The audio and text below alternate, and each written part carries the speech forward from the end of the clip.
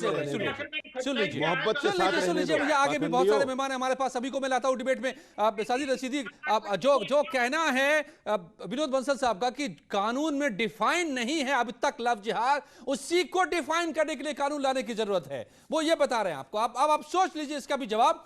लेकिन मैं संजय मिश्रा से पूछता हूं, संजय मिश्रा जी, आप धारा 366 जबरन शादी करना 10 साल की सजा होती है, धारा 415 धोखाधड़ी, धारा 340 जबरन कारावास, बहुत सारे कानून तो हैं। एक और कानून से क्या मामले रुक जाएंगे?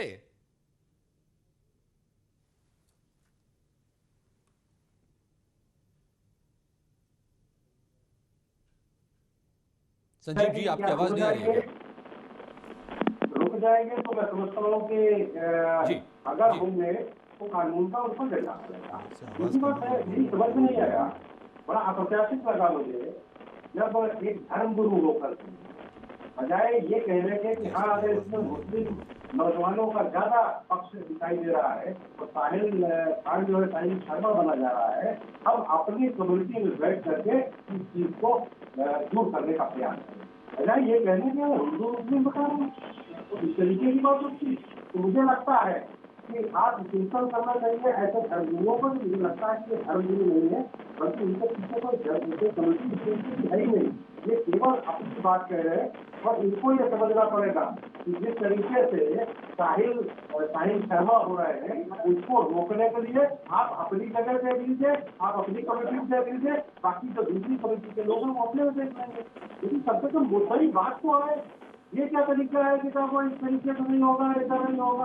कानून बढ़ेगा और इस तरीके के जितने भी अपराधी मिलकर धोखाधड़ी करने वाले नौजवान मैं सबसे नहीं कहना चाहता, ये जिस तरीके से धोखाधड़ी करने वाले ठीक है, मैं आपकी आवाज ठीक से आ रही है संजीव मिश्रा जी, आवाज को दुरुस्त कर रहे हैं, तब तक मैं बाकी मेहमानों को ले आता हूं। लेकिन आप कानून की वकालत कर रहे हैं, आप कानून की वकालत कर रहे हैं। जावेद अहमद साहब नेता कांग्रेस भी हैं और मेरे साथ मेजर आशीष चतुर्वेदी भी है। जावेद अहमद साहब, अगर धोखाधड़ी हो रही है, जो कि हो रही है, अब ये एफआईआर दर्ज हुआ है नोएडा में भी और बागपत में, आज ही की बात कर ले तो, और ऐसे दर्जनों मामले सालों साल से चले आ रहे हैं, हम सब जानते हैं। नाम बदलना, नाम बदलवा देना, धर्म परिवर्तन करा देना, तो ये सब तो कहीं भी प्यार में नहीं आता ना।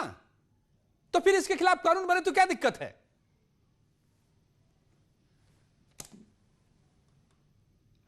देखिए अजय जी, अगर कोई धोखाधड़ी कर रहा है, कोई नाम बदल कर रहा है, कोई जबरन धर्म परिवर्तन करा रहा है, बालिग है या नाबालिग है, तो उसके लिए हमारे पास कानून में पर्याप्त व्यवस्था है और उस पर कार्रवाई भी होती रही। इस देश में कई आयोग भी राज्यों में बने जिसके तहत भी कार्रवाई होती रही है।